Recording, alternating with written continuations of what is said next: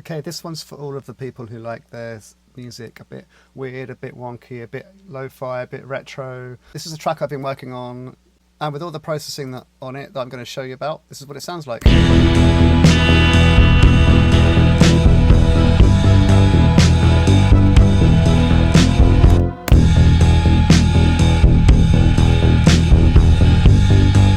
So first off, the drums. This was a loop that I got from Yurt Rock by Joey Waronker. If you know who Joey Waronker is, he's one of the best drummers in the world, does so much session work, and his samples are just top quality.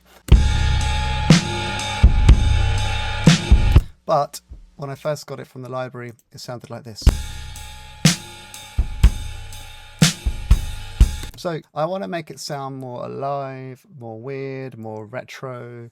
And so I'm relying on some plugins by Goodhertz, not sponsored. Two plugins in this case. One is the Vulf compressor and one is Tupe. So the compressor is doing this. I've got the lo-fi cranked. This is the compressor that's developed by Vulfpeck. So they love their old school funk soul kind of vintage vibe. So that's why I'm using this compressor. I use it when I want to get that kind of sound because it's got a lo-fi knob, and that's the kind of main thing I'm using here. But if you want, you can add wow. I'm very inspired by the kind of trip hop sound coming up like Portishead and Jeff Barrow's band Beak. This is kind of a Beak ripoff. Next up with Tupe, I'm controlling not only the overall tone, but the density and the saturation.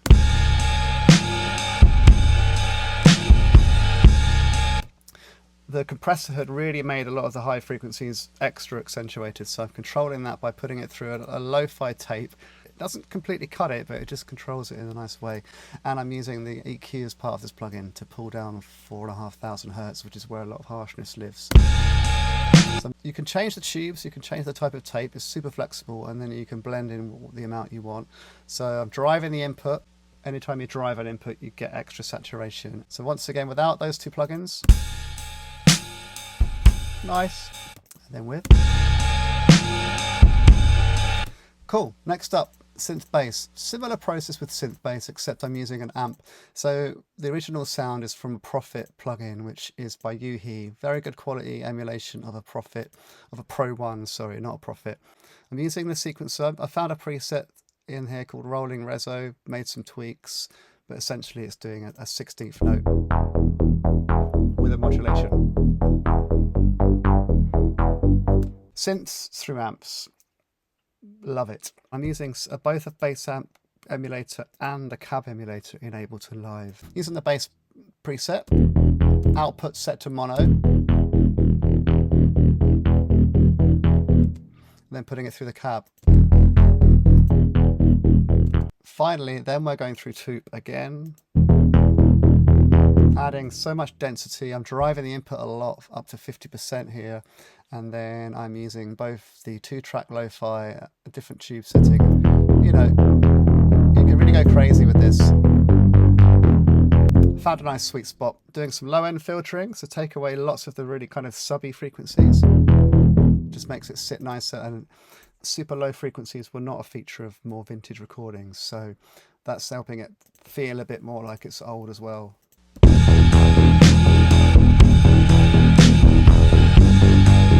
Sounds great. I thought it might be nice to add a little bit of widening onto the sound.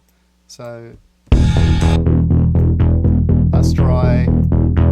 That's all of the signal being sent to Soundtoy's little micro shift. I'm sending a bit of that signal. And it's just to get slightly more stereo image on that. Cool. And then this next sound, which is the lead sound, I'm using a synth called Statement Lead by Softtube. It's a really fantastic analog sample-based synth, and it's got noise built into it, analog dirt, and it's got aging built into it. So all of the kind of overall tone of this synth is like old, vintagey, lo-fi, all that good stuff. I'm using the filter sequencer here. If I turn that off, it's just a straight. And overall, this just sounds spooky, a bit weird. I've got the reverb on this really quite high, and it ducks down. It gives a sense of the reverb being overdriven or overloaded, because when the signal hits the reverb backing off, like, whoa. So it just gives the whole overall tone, like. And then we have this aging knob in the tone that makes it behave like an aging synth. Finally, the pad sound, or I've called it a pad, it's more of an organ sound. The dry sound on its own. So a trick of making things like lo-fi and old and aging and maybe unstable is to have slight pitch modulation, a little bit of vibrato, not a lot, just. This is a great sound by Labs. And one of the libraries is Obsolete Machines. So, you know, the clue's in the title. It's lots of really old, obsolete, vintage synthesizers, keyboards, organs that they've sampled. This preset's called Almost in Tune. I've then got it going through a echo reverb. So this is kind of like Ableton's attempt at a space echo, I think. And so the actual delay itself is modulating, and then it's got a reverb built in. Is kind of a spring reverb by Star Reverb. So without it, and then with it, blending that in at 31%. And then again, I'm using Tupe, so I've already talked about Tupe. The drums had lots of high end, the bass had that high end attack on it, so I didn't want the organ to be having all this brightness, I wanted it to tuck in below. So that's why it's nice and warm sounding.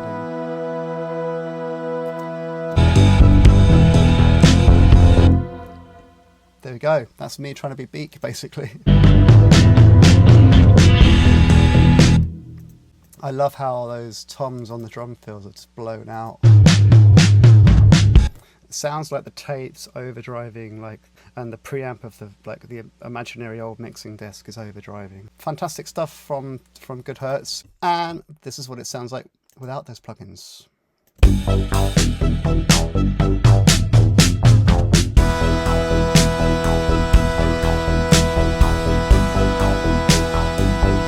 Still sounds pretty good, actually. Cool, hope you like that.